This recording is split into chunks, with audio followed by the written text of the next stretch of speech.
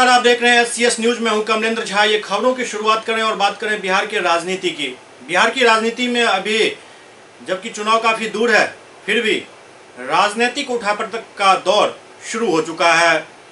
जन अधिकार पार्टी के अध्यक्ष पूर्व सांसद पप्पू यादव ने जीतन राम मांझी को अपने पार्टी में शामिल होने का प्रस्ताव दिया है और इसके साथ ही ये भी प्रस्ताव रखा है जो यदि वो हमारी पार्टी में शामिल होते हैं तो मैं निश्चित रूप से उनको मुख्यमंत्री बना लूंगा। बिहार में विधानसभा चुनाव में अभी कुछ समय बाकी है, लेकिन इस बीच पार्टियों का एक दूसरे से मिलना बिछड़ना शुरू हो चुका है। एक तरफ जहां महागठबंधन में दरार दिखाई दे रही है, वहीं दूसरी तरफ महागठबंधन के एक प्रमुख घटक दल हिंदुस्तानी आवाम मोर्चा को जन अधिकार पार्टी के अध्यक्ष पूर्व सांसद पप्पू यादव ने अपने पार्टी में विलय का प्रस्ताव दिया है। सांसद पप्पू यादव ने दोहराया है जो यदि जीतन राम मांझी हमारे साथ आ जाते हैं तो मैं निश्चित रूप से उनको मुख्यमंत्री बना लूंगा। उन्होंने इस मौके पर और कई सारे तथ्य सामने रखे। इस दौरान उन्होंने ये भी कहा जो वो विभिन्न मुद्दों को लेकर राजभवन मार्च भी करेंगे। पप्पू यादव ने 100 विधानसभा सीट पर अपने प्रत्याशी उतारने का फैसला कर लिया है और उसके लिए तैयारी जोर शोर से चल रही है। इसके अलावा हर विधानसभा क्षेत्र में कम से कम 20,000 लोगों को प्राथमिक सदस्य बनाने के लिए भी पार्टी कृत संकल्पित है। सदस्यता अभियान 21 दिसंबर तक चलाया जाएगा। कि मैं कैसे रोजगार दूंगा, रोजगार के सवाल पर कोई कंप्रोमाइज नहीं है। जहां तक गठबंधन का रात में सवाल है, एक बात बहुत गंभीरता से मैं बता दूं, मेरा प्रयास है, मांझी जी के साथ हम थे, स्वाभाविक हम सत्यानंद शर्मा जी से भी मिले। हमने कहा कि आप अत्यंत पिछड़ी जाति के लीडर हैं, आइए आगे बढ़िए। हमने अरुण बाबू से भी कहा कि आप एक स्वाभाविक और पढ़े लिखे समाज में आप हमेशा सबकी बात किए हैं। हम चाहते हैं आप लोगों के साथ, सबके साथ मिलकर काम करना। हम तो चाहते हैं दलित और अत्यंत पिछड़ी जाति को मुख्यमंत्री बनाना और हम बनाएंगे। इसकी लड़ाई कंप्लीट रूप से इस बिहार में होगी। जिस किसी ने अत्यंत पिछड़ी जाति को अपना औजार बना के राजनीति किया है बिहार में, चाहे वो बड़ा भाई छोटा भाई, हम उनका पोल खोलेंगे कि टोला मित्र, न्याय मित्र और विकास मित्र का 400 रुपया, 300 और 200 रुपया दे करके आप ठगिए नहीं, एकल पद दे करके ठगिए नहीं। सत्ता की भागीदारी होगी, अन लोगों पर करता है। यदि मांझी जी किसी अन को सीएम बनाना चाहे तो मुझे नहीं पता, जिसका अपना कोई वोट बैंक का पता नहीं, जिसको अपनी जमीन और अपने घर का था पता नहीं। मांझी पे बोल रहे हैं ये बात, अब किस पर बोल रहे हैं आप समझिए। मांझी जी को तो मैं निमंत्रण नहीं दे रहा हूँ कि मांझी जी को बनना है कि नहीं बनना है। रात 12 बजे आपसे मिलते हैं, सुबह 10 बजे जाके तेजस्वी के बगल में बैठ जाते हैं, कैसे आपके साथ? सर मुझको नहीं पता किनके साथ में, वो महागठबंधन में है, मैं उस पर कोई टिप्पणी नहीं। मेरा डिमांड है कि मैं चाहता हूँ कि महागठबंधन कल के बैठक क्या वही अध्यक्षता की है, वही सब? सर मैं चाहता हूं कि कांग्रेस से भी मैं मिलूंगा, मैं दीपांकर दादा से भी मिला हूं, मैं सीपीआई के लीडर से भी मिला हूं। मैं चाहता हूं कि पप्पू यादव और कन्हैया दोनों एक वामपंथ मिल करके एक नई राजनीति की शुरुआत इस बिहार में अत्यंत पिछड़ी जाति और दलितों को मुख्य धारा में लाकर बिहार के निर्माण की कल्पना हम करें। कर्मचारी भविष्य निधि कर्मचारी संघ हड़ताल पर चले गए हैं। कर्मचारी भविष्य निधि कर्मचारी संघ आज हड़ताल पर बैठ गया। कर्मचारियों का कहना था कि उनके विभाग में कैडर स्ट्रेचिंग हुआ था, पर सिर्फ और सिर्फ ग्रुप ए के ऑफिसर्स को इसका लाभ मिला, बाकी ग्रुप डी और ग्रुप सी के कर्मचारियों को इसका लाभ नहीं मिला। पिछले 5 साल से सिर्फ और सिर्फ आश्वासन मिल रहा है, पर कैडर स्ट्रेचिंग का लाभ नहीं मिल पा रहा है। जल्दी हमारी मांगों को यदि नहीं सुना गया और पूरा नहीं किया गया तो वह अनिश्चितकालीन हड़ताल पर जा सकते हैं। हम लोग 8 सूत्री मांगों को लेकर पूरे भारत में आज देशव्यापी आंदोलन पर हैं। हम लोग इसके पहले 2 फेज का ऑलरेडी स्ट्राइक कर चुके हैं। 1 तारीख से लेकर 27 तारीख तक ब्लैक बैच पहनकर हम लोग प्रदर्शन किया है। उसके बाद 19 तारीख से लेकर 23 तारीख तक लंच आवर डेमोन्स्ट्रेशन हम लोगों ने किया है। हमारी प्रमुख मांगे हैं कैडर स्ट्रक्चरिंग में जो हमारे ईपीएफओ में हुआ है 2016 में, उसमें हमारे केवल ग्रुप ए ऑफिसर्स को बेनिफिट दिया गया है, हमारे BCD एम्प्लॉई को कोई बेनिफिट नहीं दिया गया है। हम लोग बार बार ईपीएफओ मैनेजमेंट से लेकर सरकार से अपनी मांगें रखी, लेकिन वो हमारी मांग को आज तक उन्होंने पूरा नहीं किया। इसलिए हमारा पूरा देश आज स्ट्राइक पर है। आज कितने दिन तो हड़ताल पे लगेगा? अभी तो आज हम 1 दिन का स्ट्राइक पर हैं। यदि हमारी मांग को नहीं मानी जाती तो हम लोग इसके बाद हमारा all India EPF staff federation अपने मीटिंग करके आगे अनिश्चितकालीन हड़ताल के लिए हम लोग डिसाइड करेंगे। परिचय बताइए। Mohan Kumar Upadhyay, working president, all India EPF staff federation. Samastipur के छतौना में राजद का सदस्यता अभियान चलाया गया, साथ ही साथ यहां पर जनता दरबार का भी आयोजन किया गया। समस्तीपुर प्रखंड के छतौना, केवस तथा मोरदीवा पंचायत में राजद का सदस्यता अभियान चलाया गया। इसके अलावा जनता दरबार भी यहां पर लगाई गई। मौके पर राजद प्रवक्ता राकेश कुमार ठाकुर, प्रखंड राजद अध्यक्ष उमेश प्रसाद यादव, जिला राजद सचिव राकेश यादव, महिला सेल की जिला अध्यक्ष पिंकी राय, सरपंच संघ की जिला अध्यक्ष बेबी शाह, जिला राजद महासचिव रविंद्र कुमार रवि, जिला सचिव मनोज पटेल, जिला राजद नेता ज्योतिष महतो समेत कई राजद नेता उपस्थित थे।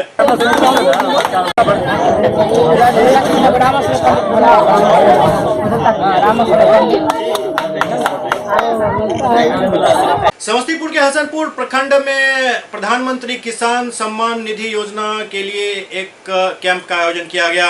समस्तीपुर जिला के हसनपुर प्रखंड क्षेत्र के अमल कुमार सीएससी सेंटर पर प्रधानमंत्री किसान मानधन योजना के लिए कैंप का आयोजन किया गया। जिला कृषि पदाधिकारी के द्वारा प्रखंड और पंचायत स्तर के सभी संबंधित कर्मियों को सूचना दी जा चुकी है कि सीएससी सेंटर पर अधिक से अधिक संख्या में किसान प्रधानमंत्री किसान मानधन योजना के लिए पंजीकृत होंगे। इसके लिए कैंप मोड में काम करें और ज़्यादा से ज़्यादा किसानों का रजिस्ट्रेशन किया जाए, जो कि बिल्कुल निःशुल्क करना है। मौके पर काफ़ी संख्या में किसान उपस्थित हुए।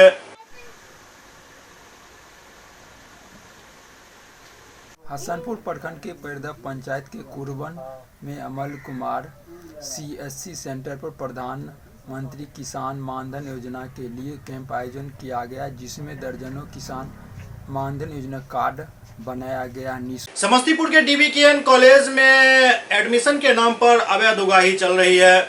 समस्तीपुर जिला के विभूतिपुर प्रखंड के डीबीकेएन कॉलेज नरहन में नामांकन के नाम पर दलालों के द्वारा पैसे की उगाही थम नहीं रही है, जिसको लेकर आक्रोशित छात्र मुख्य गेट पर ताला जड़कर नारेबाजी करने लगे, जिसके बाद प्राचार्य को मांग पत्र भी सौंपा गया। वहीं प्राचार्य ने आंदोलनकारी छात्रों से मिलकर आवश्यक कार्रवाई करने का आश्वासन दिया था और मामले को शांत कराया। पैसे के अभाव में गरीब छात्र छात्राओं का नामांकन नहीं हो पा रहा है। बताया जा रहा है जो नामांकन के नाम पर गरीब छात्र छात्राओं से 10, 100, 50, 2000 तक की मांग की जा रही है। ऐसे में छात्र अपने आप को असहाय महसूस कर रहे हैं। मैं डीबीकेएन कॉलेज का छात्र हूं और हम जो है एडमिशन के समय में आए थे और हमसे जो है 2000 रुपया मांगा गया। हमसे नहीं एडजस्ट हो पाया, जिसके कारण हम नहीं दे पाए और मेरा एडमिशन नहीं हुआ। और सारे छात्र जो हैं वो रुपया दिए और उनका एडमिशन हो गया। आज आ रहे हैं तो बताया जा रहा है मतलब सीट फुल है और मेरा 1 साल बर्बाद जा रहा है। कौन मांगा आपसे पैसा? स्कूल के मतलब कॉलेज के कोई सदस्य हैं, उनको शकल से पहचान रहे हैं और नाम उनका नहीं जानते हैं। एडमिशन के लिए 2000 रुपया मांगा जा रहा था। यस। आपका नाम? मुकुंद माधव। समस्तीपुर में एक मस्जिद के इमाम का ब्लेड से गला रेत दिया गया। समस्तीपुर जिला अंतर्गत चकमेहसी थाना क्षेत्र के सैदपुर पंचायत अंतर्गत बसवाड़ी गांव स्थित वार्ड संख्या 2 के हसन नगर मस्जिद में देर रात नकाबपोश 2 अपराधियों ने दाढ़ी बनाने वाली ब्लेड से मस्जिद के इमाम का गला रेत कर जख्मी कर दिया। मस्जिद परिसर में खून का धब्बा पूरे परिसर में बिखरा हुआ देखा गया। सूचना पर पहुंची चकमेहसी थाना अध्यक्ष मोहम्मद खुशबुद्दीन दलवल के साथ घटनास्थल पर पहुंचे और पहुंचकर खून से सने 2 ब्लेड को भी बरामद किया। जख्मी इमाम को स्थानीय ग्रामीणों ने चिकित्सा हेतु श्री कृष्ण मेडिकल कॉलेज में भर्ती कराया, जहां से चिकित्सकों ने गंभीर अवस्था को देखते हुए पीएमसीएच रेफर कर दिया। जख्मी इमाम की पहचान मुजफ्फरपुर जिले के बोछा थाना अंतर्गत रहसी गांव निवासी मोहम्मद शाहिद अंसारी के 20 वर्षीय पुत्र मोहम्मद ताजिम रजा अंसारी के रूप में की गई है। ग्रामीणों के अनुसार इमाम करीब 3 वर्षों से मस्जिद में रहते थे। थानाध्यक्ष मोहम्मद खुशबुद्दीन ने बताया कि इमाम साहब खतरे से बाहर है, हालांकि शरीर से अत्यधिक ब्लड निकला है, स्वस्थ होने में समय लगेगा। घटना हुई उसके बाद हाफिज साहब दौड़ते हुए हमारा गिरगिरी खटखटाए, गिरगिरी उठाए, ग्रिल खटखटा के तुम धाए उठे तो बहुत लथपथ खून से थे और हमको कहें देखिए ऐसी बात है, हमको आके मार दिया है गर्दन पर। उसके बाद हम तुरंत कहें जाए ठीक है आप आराम कीजिए, तुरंत डॉक्टर गफ्फार साहब को बुलवाए और इन्हें गुलाम मुस्तफ़ा को खबर दिए। सब आदमी जुटे, पूरा 100 आदमी को हम बुला लिए। और घटना कैसे घटी इसकी सही जानकारी जैसा कि हमारे इमाम साहब ताजिम रजा बताए कि 2 आदमी आए और मुझे जगाया और रूम से बाहर निकाल करके हमको हमने कब्जे में कर लिया। और दोनों आदमी नकाब पोश था, यानी कि चेहरे पे नकाब डाले हुआ था, और मस्जिद के अंदर ले जा करके और जैसे हम पर जैसे कि गर्दन पे से वार करना शुरू कर दिया। किससे सवार किया गया? उन्होंने ये नहीं बताया किस चीज से वार किया, लेकिन उन्होंने कहा कि तेज धार चीज से किसी से वार किया गया।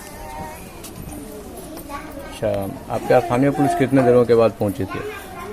ये घटना करीब 3 सवा 3 बजे की है, और 3:20 में जैसे कि थाने को खबर की गई थी, और थाना प्रभारी 3:45 बजे के आसपास पहुंच चुके थे यहाँ, जब तक कि हम लोग उनको लेकर के मुजफ्फरपुर के लिए रवाना हो चुके थे। अच्छा, ये बताइए क्या इससे बड़े अधिकारी को भी इसी की सूचना दी गई थी? नहीं, इससे पहले उतना वक्त ही नहीं था, क्योंकि जान बचाने की बात हो रही थी। लेकिन थाना का सूचना देने के बाद हम लोग मुजफ्फरपुर लेकर चले गए, तो hospital Krishna medical hospital Muzaffarpur तक थाना प्रभारी पूरे दल बल के साथ वहाँ पहुँचे थे।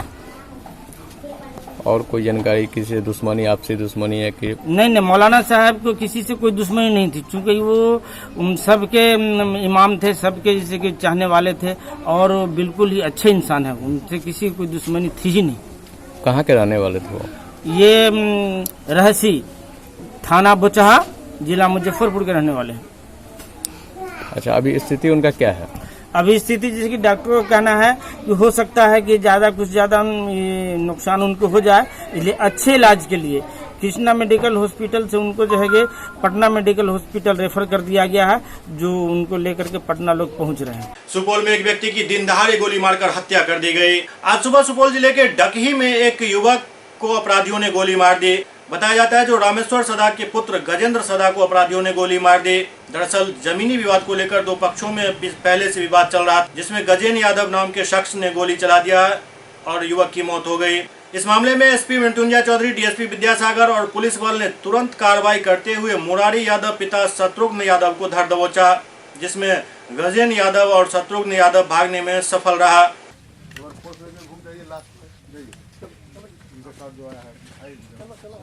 रहता था वहाँ पे एक झोपड़ी टांगा, वो वहाँ से क्या किया, शतरंज यादव और उसका भाई जो यहाँ नहीं रहता, लेकिन शतरंज यादव जो है वो राजा खरौर में ही रहता है, उसका दियाल सब जो है बिशनपुर में रहता है। वो जो है आकर के यहाँ नहर पे आकर के मुसहर सबको मारने लगा, ये भी गया वहाँ, इसको डरा गोली मार दिया और वो लोग भाग गया गोली मार के। हाँ, घर तोड़ दिया और गोली मार के भाग गया। गोली मारने वाला था शतरंज यादव का भाई छोटका, जो भाई है उसका नाम हम नहीं जानते, वो नहीं आता है यहाँ पे, कभी कभी आता है, ये जानते हैं हम गाँव लोग कि वो शतरंज का भाई था।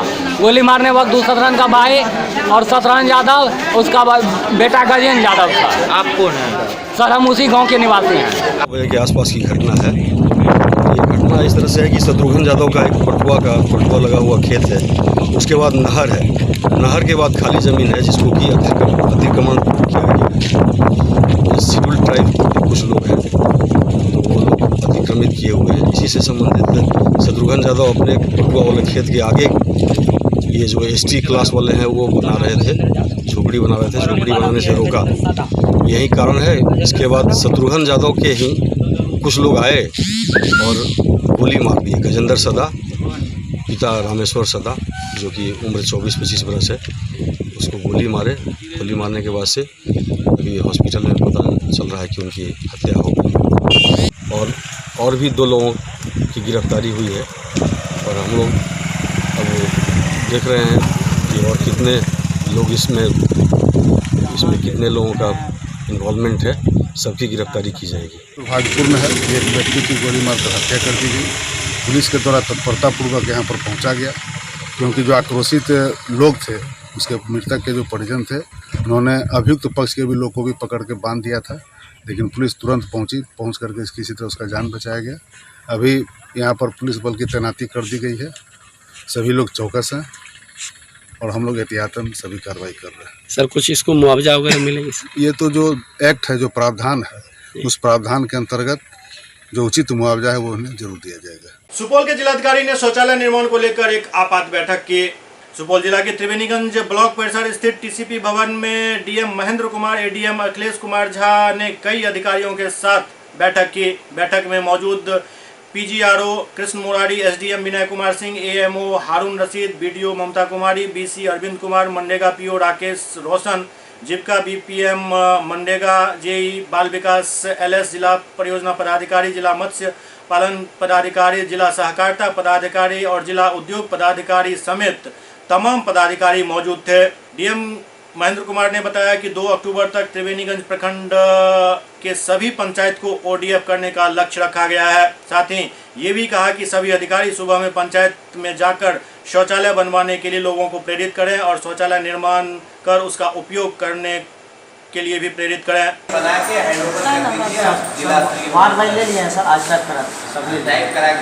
प्रखंड को, त्रिवेणीगंज प्रखंड को ओडीएफ बनाने के लिए और जो यहाँ शौचालय पूर्व में निर्मित हुए हैं उनके उपयोग के लिए सभी जिला स्तरीय पदाधिकारियों को पंचायत वाइज टैग किया गया है। इसकी समीक्षा भी की गई है। हम लोग ये कोशिश कर रहे हैं कि आगामी 2 अक्टूबर के पूर्व जो भी निर्मित शौचालय है उसका वर्षक उपयोग हो। जो पुराने भुगतान लंबित हैं उनका भुगतान यथाशीघ्र करवाई जाए, जियो टैगिंग की कार्रवाई की जाए, उसी का करना। कुछ टारगेट भी रखा गया पूरे प्रखंड को करना है कि 2 अक्टूबर के पूर्व सभी शौचालय जो निर्मित हैं उनका उपयोग।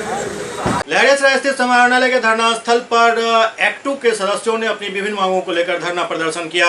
लहरियासराय में समाहरणालय परिसर के सामने अवस्थित धरना स्थल पर एक्टू के सदस्यों ने विभिन्न मांगों को लेकर धरना प्रदर्शन किया। इन लोगों ने अपनी मांग का ज्ञापन जिलाधिकारी को सौंपा। हमला करना बंद करो, बंद करो, बंद करो, आवाज तो हम एक है। अभी पूरे देश में केंद्र सरकार के जो श्रम विरोधी निर्णय हुए हैं और 44 श्रम कानूनों को समाप्त करके 4 संहिताएं बनाई जा रही है, जिसमें से 2 पार्लियामेंट से पारित कर किया जा चुका है। ये संहिताएं मजदूर विरोधी है, कारपोरेट के पक्ष में है। इन संहिताओं के द्वारा पुराने कानून को समाप्त करके मजदूरों के सभी जनवादी अधिकार छीने जा रहे हैं। उनके न्यूनतम मजदूरी को भी बहुत कम कर दिया गया है उस संहिता में, और इस तरह से मजदूरों के सामाजिक सुरक्षा, उनके जनतांत्रिक अधिकार, संगठित होने का अधिकार, इन तमाम अधिकारों पर कुठाराघात किया गया है। आज इसका पूरे देश में विरोध हो रहा है। पिछले 2 तारीख को पूरे देश में सभी श्रम संगठनों ने एक साथ संयुक्त रूप से इन संहिताओं का प्रतिवाद किया है, और इसी कड़ी में दरभंगा में all India central council of trade unions की ओर से आज ये प्रतिवाद धरना जिला समाहर्ता दरभंगा के समक्ष आयोजित किया जा रहा है। और इसके माध्यम से केंद्र की फांसीवादी सरकार को हम संदेश देना चाहते हैं कि इस तरह का जन विरोधी कानून इस देश में नहीं चलेगा। कंपनी में के पक्ष में काम करने वाली सरकार जो जन विरोधी सरकार है वो बहुत दिनों तक नहीं टिक सकती है, और ये लड़ाई आगे बढ़ेगा और बहुत दूर तक जाएगा। सुपौल में वज्रपात से एक महिला की मौत हो गई। सुपौल जिला के छातापुर में वज्रपात से एक 42 वर्षीय महिला की मौत हो गई। बताया जा रहा है जो 11 बजे अचानक तेज बारिश होने लगी और बारिश के साथ ही जोर जोर से बादल गरजने लगा, और उसी समय जितनी देवी के ऊपर अचानक वज्रपात हुआ, जिसके कारण उनकी मौत हो गई। परिजनों को जब पता चला तब उन्होंने खेत से जितनी देवी का शव बरामद किया।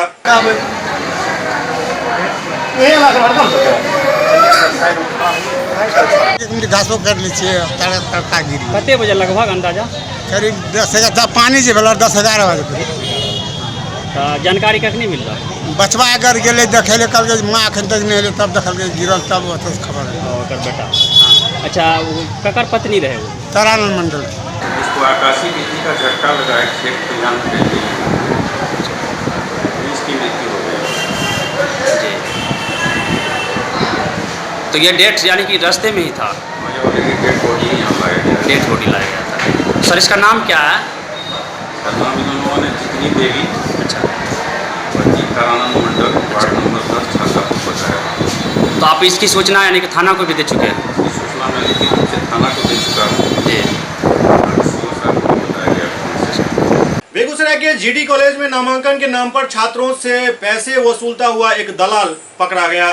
बेगूसराय जिले में इन दिनों कॉलेजों में स्नातक में नामांकन से हजारों छात्र वंचित हो गए हैं, जिससे छात्र छात्राओं को काफी परेशानी हो रही है। हर एक छात्र छात्राएं चाह रहे हैं जो किसी भी तरह से उनका नामांकन कॉलेज में हो जाए। इसी दौरान भोले वाले एक छात्र का फायदा उठाते हुए जीडी कॉलेज में एक दलाल ने लखमीनिया निवासी एक छात्र से बीएससी में नामांकन के नाम पर 5,000 रुपये ठग लिया और छात्र का नामांकन नहीं हो सका। इसी दौरान जीडी कॉलेज कैंपस में छात्र के अभिभावक ने उस दलाल की तलाश की तो वह कॉलेज में ही दूसरे छात्र से फिर से 10,000 रुपये ऐंठते हुए रंगे हाथ पकड़ा गया, जहां कॉलेज प्रशासन ने उसको पुलिस के हवाले कर दिया। कितना रुपया आप एडमिशन के लिए उनसे लिए हैं? उनका टोटल पैसा 5,000 रुपये लिए हैं। एडमिशन में कितना लगता है पता है आपको? एडमिशन में कितना रुपया लगता है खर्चा? एससी आता है फ्री में होता है। चालान का कितना लगता है? लड़की का 200 रुपया लगता है, 5,000 क्यों लिए हैं? वो डायरेक्ट एडमिशन करवाएंगे हम। डायरेक्ट एडमिशन होता है क्या जीडी कॉलेज में? बिना लिस्ट में नाम आया एडमिशन होता है क्या? नहीं, कैसे नहीं होता है? गौतम में अगर करवाते हैं तो कौन करवाते हैं? आप करवाए हैं क्या? कितना करवाए एडमिशन? पिछले साल भी करवाए थे लोगों का। गौतम भैया तुमने क्या करवाए? आप टोटल अभी तक कितना लड़का का पैसा लिए हैं? आप उनका पैसा काहे ले लिया? आप कॉलेज के नेता हैं क्या? कॉलेज के स्टूडेंट हैं आप? जीडी कॉलेज में नाम है आपका? नेता की तो क्यों आप आए कॉलेज? मेरे अंकल यहाँ पढ़ते हैं। आपके अंकल पढ़ते हैं? कहाँ है आपके अंकल? मेरे अंकल छोटू कुमार नाम है, पृथ्वीराज कुमार, ठीक उर्जन नाम है। अच्छा, तो आपके अंकल क्या बोले कि पैसा लेके एडमिशन करवाओ तुम? वो मतलब डायरेक्ट पैसा देते थे, एडमिशन करवाते थे। 5,000 रुपया लेकर के एडमिशन करवाते थे। छोटू नाम है उनका, वो भी करवाते हैं? पृथ्वीराज कुमार। पृथ्वीराज कुमार, वो भी करवाते हैं? शंकर ट्रांसपोर्ट है ना बलिया में जी, मेरा दादाजी का ट्रांसपोर्ट हुआ। अच्छा, क्या मामला है? क्या कह के आपसे पैसा लिया? ये बोला कि हम डायरेक्ट करा देंगे। हम बोले भाई हम दाल रोटी कमाते, आलू प्याज दाल बेचते हैं, 10 गो बाल बच्चा को पोसते पढ़ते हैं। ये बोला 5,000 रुपया हमको दे दो, हम 2 दिन में करा के ला देंगे। इसको दे दिए। हम इसके घर पर रोज जाते हैं, अभी ला रहे हैं, कट गया है, हम अभी दे रहे हैं, पूरे मुंह पर फेंक रहे हैं रसीद और आइडेंटिटी कार्ड। आज ही बोला कि चलो हम अभी तुरंत दे देते हैं। हाँ कागज पैसा फेंक रहे हैं? नहीं, कागज रसीद फेंकेंगे मुंह पर। आपको कागज रिटर्न नहीं किया? आपका नहीं, कुछ देवे नहीं किया। क्या नाम हुआ आपका? मेरा नाम हुआ मोहम्मद अकील, घर लखमीनिया, जिला बेगूसराय। किसका एडमिशन के लिए? बेटा का। राष्ट्रीय खेल दिवस के मौके पर बेगूसराय में खिलाड़ियों को सम्मानित किया गया। राष्ट्रीय खेल दिवस के अवसर पर बेगूसराय में खिलाड़ियों को सम्मानित किया गया। रतनपुर स्थित फंडामेंटल स्कूल में बेगूसराय नगर निगम के पूर्व महापौर संजय कुमार, पार्षद पिंकी देवी, जिला खेल संघ के महासचिव श्याम नंदन सिंह, पन्नालाल, जिला खेल संघ के सचिव मृत्युंजय कुमार, बीरेस फाउंडेशन स्कूल के डायरेक्टर मोहन कुमार ने खिलाड़ियों को सम्मानित किया। हॉकी के जादूगर कहे जाने वाले मेजर ध्यानचंद की 114वीं जयंती के अवसर पर राष्ट्रीय खेल दिवस के रूप में रतनपुर स्थित फंडामेंटल स्कूल के प्रांगण में एक कार्यक्रम का आयोजन किया गया था, जहां खिलाड़ियों को सम्मानित किया गया। जो हमारे बेगूसराय के प्रतिभा है ये लोग, इन लोग की बदौलत हमारा बेगूसराय आज खेल के क्षेत्र में आगे बढ़ रहा है।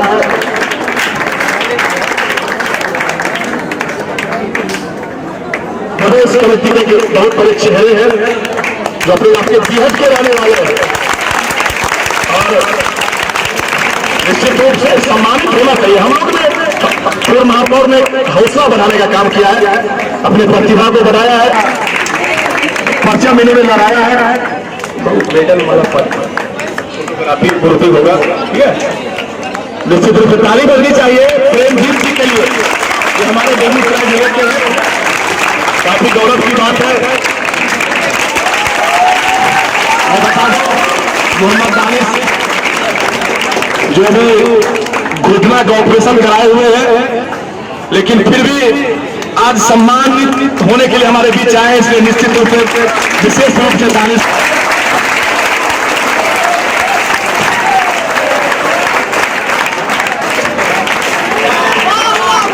आज कुल 6 खिलाड़ी को सम्मानित किया गया है और इस कड़ी को आगे बढ़ाते हुए अब हम चाहेंगे कि जितने भी बच्चे को सम्मानित करने का आयोजन करेंगे। ताली बजनी चाहिए। सारा घर परिवार के साथ साथ इतनी बड़ी चीज का निर्वहन करना मोहन सर का योगदान बेगूसराय जिले में रहा है, इसलिए मोहन सर का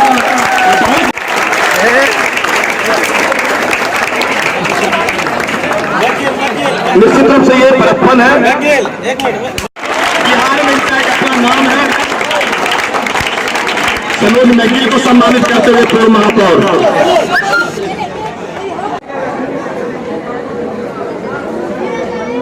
आज 29 अगस्त मेजर ध्यानचंद जी जो हॉकी के जादूगर थे, उनके जन्मदिन पर भारत सरकार के द्वारा जो खेल दिवस का आयोजन किया गया है, पूरे देश में इस तरह के आयोजन हो रहे हैं। और जो भी हमारे खिलाड़ी हैं जो अपने देश के लिए खेल रहे हैं और देश का नाम रोशन कर रहे हैं, कहीं ना कहीं उनको सम्मानित करने का आज दिन है, उनके हौसला को बढ़ाने के, उनके जज्बा को बढ़ाने के। तो आज बेगूसराय में जो वैसे खिलाड़ी हैं जो कबड्डी में, ताइक्वांडो में, क्रिकेट में या अन्य क्षेत्र में जो अपना जिला का नाम रोशन किए हैं, उनको और उनके साथ जो लगातार उनके राह दिखाने का काम करते हैं, वैसे भी जो हमेशा उनको एक ट्रेनर के रूप में, एक गाइड के रूप में उनको हमेशा गाइड देते रहते हैं, तो उनको भी आज हम लोग सम्मानित किए हैं। और आज निश्चित ही खेल जो सब लोगों का एक आशा ही नहीं, एक विश्वास बन गया है हर बच्चों का, तो एक बच्चों के बीच इस तरह का प्रतिभा का आयोजन किया गया है और खिलाड़ियों को सम्मानित किया गया है। राजधानी पटना में 3 साल के एक बच्चे के इलाज में कोताही होने पर परिजनों ने जमकर बवाल किया। राजधानी पटना में 3 साल के मासूम बच्चे के इलाज में कोताही बरतने पर लोगों ने जमकर बवाल काटा। परिजनों का आरोप था जो डॉक्टरों की लापरवाही के कारण आज उनका बच्चा जीवन और मौत के बीच झूल रहा है। परिजनों ने आरोप लगाया कि पैसे ऐंठने के लिए अस्पताल प्रशासन ने कई तरह के दवा मंगाए और धीरे धीरे जब बच्चे की तबीयत बिगड़ने लगी तो अस्पताल में मौजूद डॉक्टर भाग निकले और उसके बाद गुस्साए परिजनों ने अस्पताल के सामने 90 फीट रोड को जाम कर दिया और अस्पताल परिसर में जमकर तोड़फोड़ की। मौके पर पुलिस पहुंची और परिजनों को समझा बुझाकर शांत करवाया।